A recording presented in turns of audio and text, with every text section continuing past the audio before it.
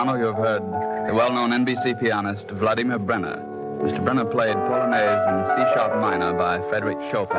This is the National Broadcasting Company, RCA Building, Radio City, New York.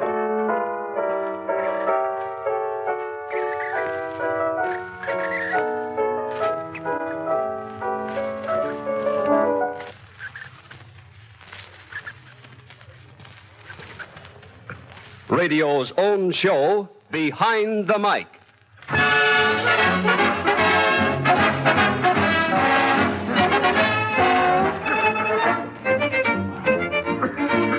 Radio, with a switch of a dial, radio brings you tragedy, comedy, entertainment, information, education, a whole world at your command. But radio isn't all on the surface. There are stories behind radio, stories behind your favorite program, and favorite personalities and radio people you never hear of. Stories as amusing, dramatic, and interesting as any make-believe stories you hear on the air. And that's what we give you, the human interest, the glamour, the tragedy, the comedy, and the information that are Behind the Mic.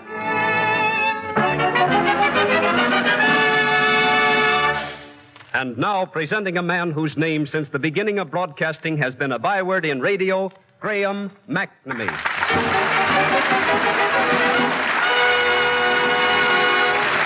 Thank you, Gilbert Martin.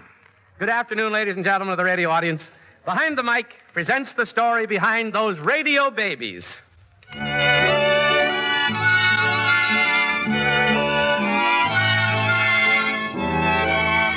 Have you ever wondered who those gurgling, clinging, bawling babies that you hear on radio programs really are? Well, we have a large number of them here in person. Introducing a dozen assorted babies in one, Janice Gilbert.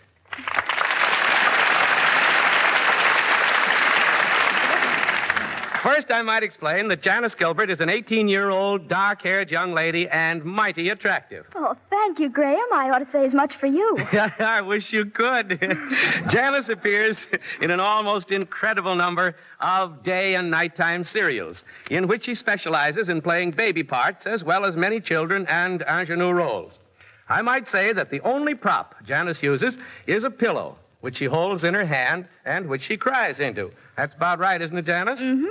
Janice, exactly what kind of babies do you play? Oh, all kinds, Graham. Well, do they differ much? I mean, for instance, does a newly born baby make different sounds from a 2 or 3 months old baby or a 5 or 6 months old baby? Oh, yes. A newborn baby is very weak and can't do anything much but just cry and sputter and cough a little, like this.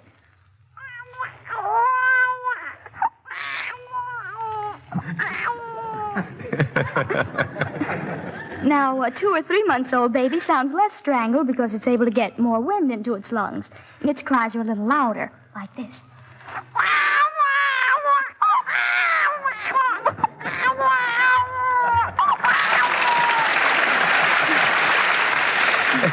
Yes, Janice, the wind is doing much better. Now, how about an 8 or 9 month old baby? Well, about that time, they can gurgle and coo. And when they weep, their cries have more volume. And every once in a while, they can work words like dada into it. Now, suppose you help me out on this one, Graham. You make believe you're the baby's proud daddy, and you say things to make it gurgle and coo. You know, make me happy. Right. Come on now, baby. Come to daddy. Come to daddy. Oh, that's a nice baby.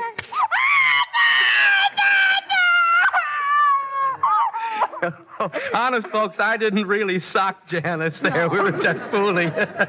You know, you must have broadcast from crib to crib. Yes, on a safety pin hookup. Well, you certainly play a variety of roles, Janice. Yes, I do. On the popular daytime serial, The O'Neills, I play the part of the ingenue, the daughter Janice O'Neill, and the 3-year-old twins, Junior and Margie, and baby brother Bobby, who's 9 or 10 months old. Don't tell me you do them all at once. Yes, I've even done that. I remember in one scene, Janice O'Neill was crying because she had just lost her first boyfriend. And the twins came into the room to try and console her. Later, the baby cried, and there I was in a 4-way conversation with myself. How did it sound, Janice? Well, something like this. He told me he loved me. Why did he lie to me? He couldn't have loved me and done the things he did. Johnny, why are you Oh, Margie. That's why you cry. Oh, hello, babies. I'm crying because you wouldn't understand anyway. I'll tell Mommy. Me too, tell Mommy. Don't you dare do anything of the kind. I'll be all right. All right, Johnny, I don't care. Oh, there's Bobby. And so on, Graham. It seems easy for you to play several characters all at one time, Janice. You certainly can turn it on. Well, I have a little fear, Graham, that someday I may mix up the characters and talk something like this. Mommy, I want my cereal. Please get out of here, dear, so Mother can finish her ironing. But me hungry, awful hungry. If you wait until I finish reading the Encyclopedia Britannica and run on the Information Please program, I'll feed you myself. Thank you very much, Janice Gilbert. You may do a lot of bawling on your program, but I don't think you will ever have to worry about balling up a script.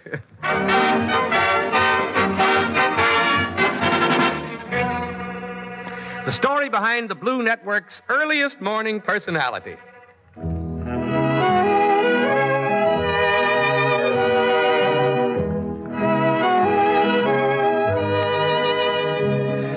Ladies and gentlemen, long before most of you have risen from your downy cots, a certain young man is standing before a microphone introducing a radio program. His is the first voice you hear on NBC's Blue Network in the morning, provided you're up that early or that you haven't gotten to bed. We thought it would be a good idea for you to meet him. So here he is, Don Cordray, announcer of the Morning Patrol. Candidly, this is the first time I've ever seen him, and I've been around these many years.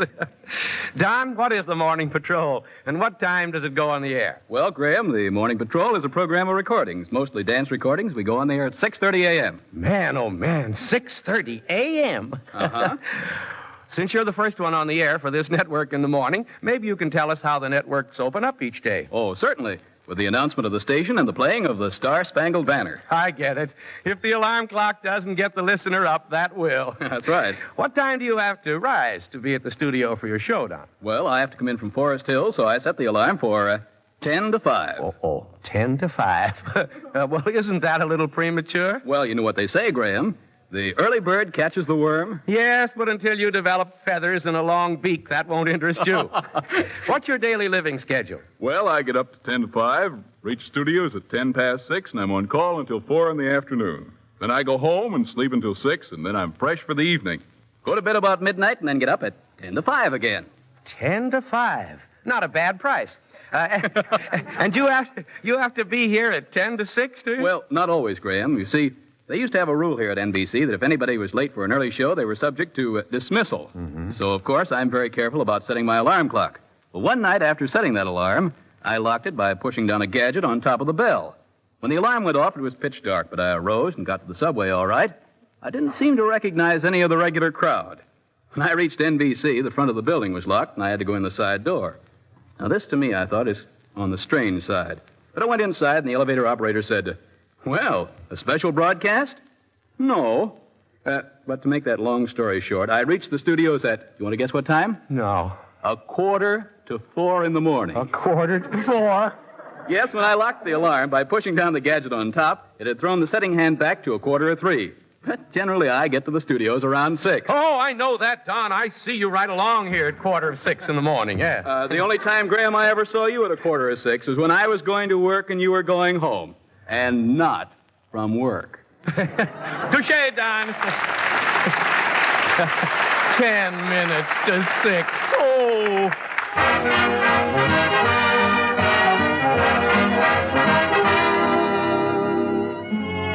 How a lovely singing star of radio got her start.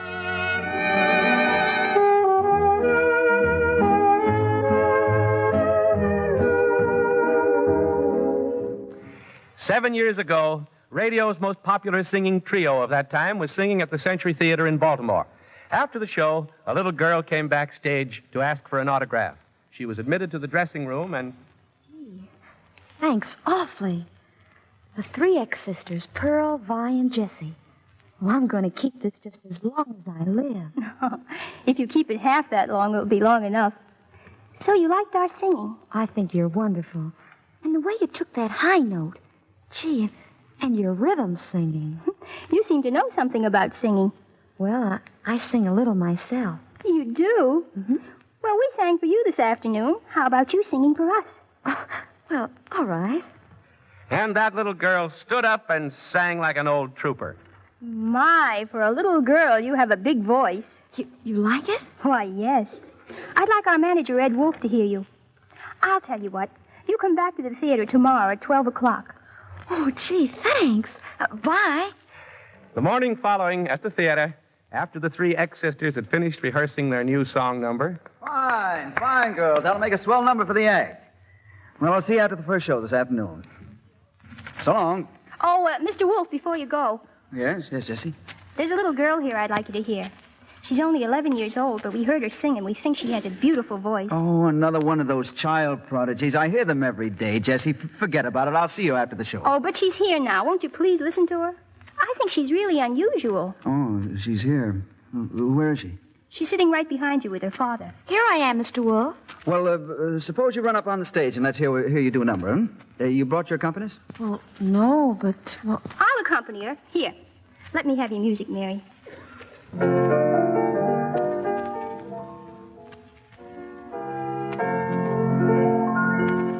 Wait a minute, young lady. I want to talk to you. Say, you know that you've got one of the best natural hot singing voices I've ever heard. How old did you say you were? I'm 11, Mr. Wolf. 11? Say, I've got an idea. We'll call you the little girl with a big voice. Young lady, I think you're going places in radio. And it was exactly 2 months later that on one of radio's most important shows, the voice of the master of ceremonies, Rudy Valley, said... Hi-ho, everybody. This is Rudy Valley and Company. Mary Small, aged 11 years, of Baltimore, Maryland. Ordinarily, this program does not go in for child performers. Cute kiddies give us a small pain in the collective neck. But she has a genuine talent. The fact that she is 11 years of age is interesting, but not very important. Many of the better-known grown-ups might learn a few things by listening to Mary sing Louisville Lady. Out of the river comes a melancholy wail. All the trees are a shiver, even the moon turns pale. Louisville Lady moaning as she drifts along. He was her man, why did he do her wrong? Oh, Louisville Lady, forgive him for being untrue. Now that you're gone, how can he live without? Can't you hear him calling to you, Lady Lou? Louisville Lady, can't you hear his mournful cry? Come out of the river, don't bid your man goodbye.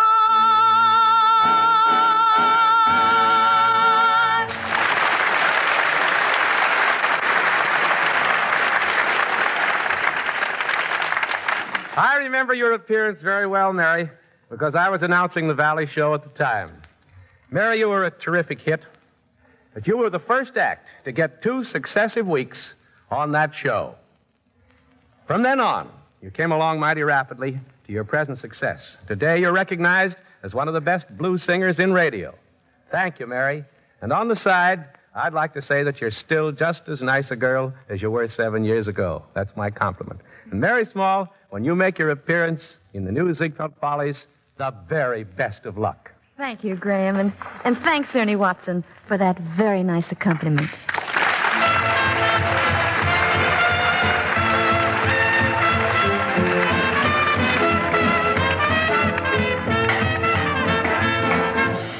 Letters from listeners.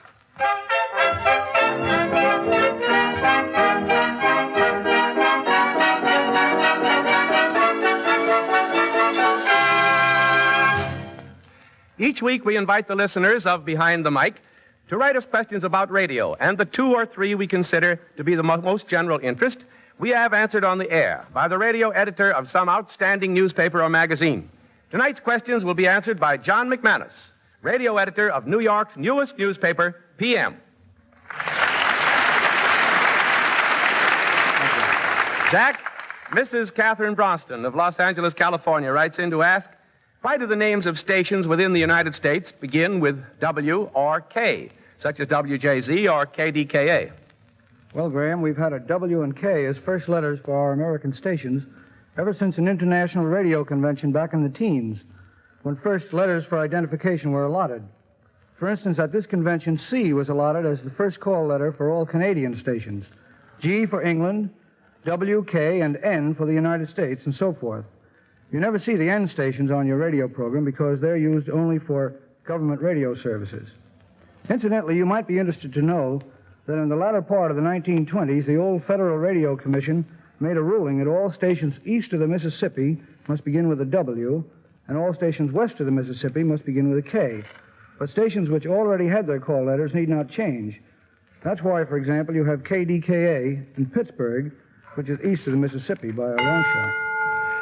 Miss Margaret Braun of Brooklyn, Miss Margaret B. Dirker of Los Angeles, Miss Shirley J. Gassner of Upper Montclair, New Jersey, Mr. O.H. Howard of Jackson, Mississippi, and Mr. Benjamin Goldstein of Brooklyn, New York, have all written in to ask, what does newscaster Paul Sullivan mean when at the finish of his broadcast he says, good night and 30? Well, Graham, there are 2 derivations of the expression 30 as used in this connection. When telegraphers telegraph stories for reporters to their newspapers, at the finish of the last story, they used to send 30 or 3 X's, the Roman numerals for 30. This meant that there were no more stories coming that night. This was adopted by newspapers, and on some newspapers right now, finish and 30 is marked at the end of the last word of the last story on the last page of the newspaper when this story is sent down to the composing room to be set up and printed. Finish and 30, that's the legend they sign on it, means that there are no more stories for that edition of the paper. Paul Sullivan simply adopted and 30 to mean that this was the end of his program. Thank you, John McManus, for answering all those questions.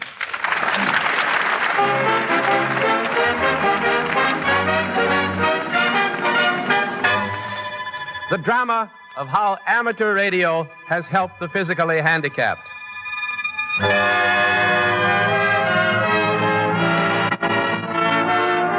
Standing beside me now is a man who helps children to build radio sets and to become amateur radio operators, sending and receiving messages in their own homes. This may not sound remarkable in itself, except when you know that his schoolroom is located in the New York Institute for the Education of the Blind. His pupils cannot see, and what is still more remarkable, the man who teaches them cannot see either. He, too, is blind, but a wonderful teacher, as I discovered, watching him teach his pupils. Here he is in person, Robert Gunderson.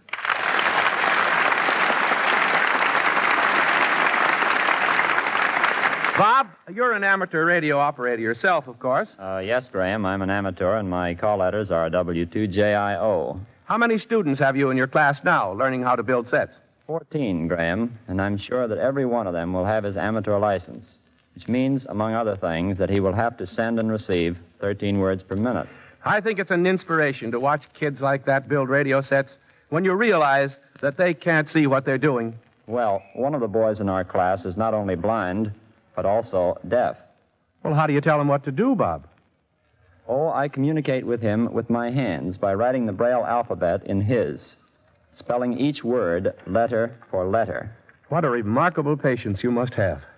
Well, how can he receive messages if he can't hear? By the sense of touch, he can feel the vibrations of a buzzer, and in this way he can send and receive code messages purely by feeling vibrations. Well, do you think it possible for him to become an amateur radio operator? Well, I'm sure of it. Right now, he can copy 10 words per minute, and you only need 13 to get your license. The radio will open up a new world for those boys, won't it, Bob? It's done that for a lot of people, Graham. One day I was communicating by dot and dash with another amateur, but his words were rather jumbled, so I sent him a message saying, I can't copy what you're sending unless you'll space your letters more clearly. He immediately replied, saying that if I didn't want to talk with him, I didn't have to, and then signed off. Well, what'd you do, Bob? Well, I figured I'd hurt his feelings and went down to apologize to him. Upon entering his room, Graham, I found that the man was almost completely paralyzed. He had to send messages by tapping the sending key with his foot. Yet he was very independent and most cheerful. We never realize how well off we are until we meet someone less fortunate than ourselves. That was a case of radio helping the physically handicapped. Yes, and I can think of another good example of that, Graham. One day I was talking to another amateur in Boston, and we were discussing handicaps, and he said, I've got a friend who's pretty discouraged. Got a bad ticker. Doctor says he can't live much longer. Now, I got an idea that if he had some real interest, he could hang on. Funny thing about that. Well, that gave me an idea. That was on Wednesday. The following Saturday, I took a train for the town where this man was located. And after about half a day's searching, finally located him. At first, his wife refused to allow me to see him. I don't care if you did come from New York, Mr. Gunderson. That won't make any difference to him. He doesn't like strangers. He's very touchy about his sickness. Yes, but I might be able to help him. Please let me see him. Well, I suppose it can't do any harm. Come on, I'll take you to his room. Charles, this is Mr. Gunderson. He's come all the way from New York to see you. You came from New York to see me? What's the idea? Well, I'll tell you, sir. I'm an amateur radio operator. A friend of yours in Boston, another amateur radio operator, and I were talking over our sets, and he mentioned you. He told me about your case, and I decided to come out to see you. No, I'm not looking for sympathy. Well, I didn't come here to give it to you, but I think I can help you. Help? What help can you do? I don't mean that I can help you myself, but I think I can help you to help yourself. Now, if you were to become an amateur radio operator... A radio operator? Yes, you're pretty lonely, aren't you? Well, suppose I am. Well, now, look. If you become an amateur radio operator with your own sending and receiving sets, you couldn't be lonely. You'd have friends wherever there are other amateurs with sets, and they're all over the world. Why, radio will stretch the walls of your room just as far as your set can send and you can receive. Yes, but where could I get a set like that? I'll build you one.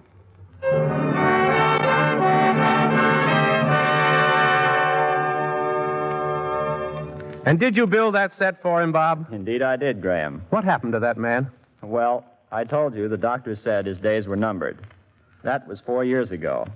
And today, he's still alive and kicking and sending radio messages. Good. And thank you, Bob Gunderson, for a most interesting and enlightening interview.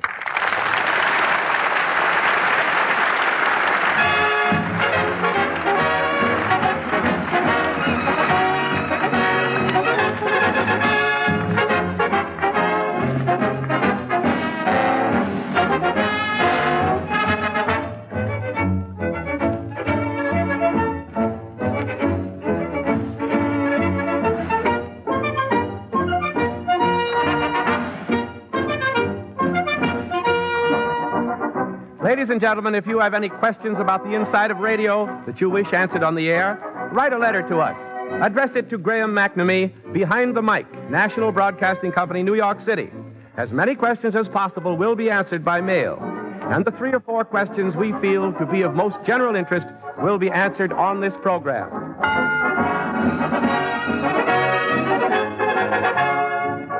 Be sure to listen next week when we will bring you the amusing story of how a cab driver became Eddie Cantor's scriptwriter.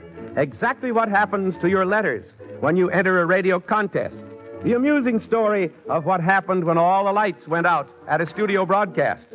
And more of the human interest, the glamour, the comedy, and the drama that are found behind the mic. This is Graham McNamee speaking. Good night, all.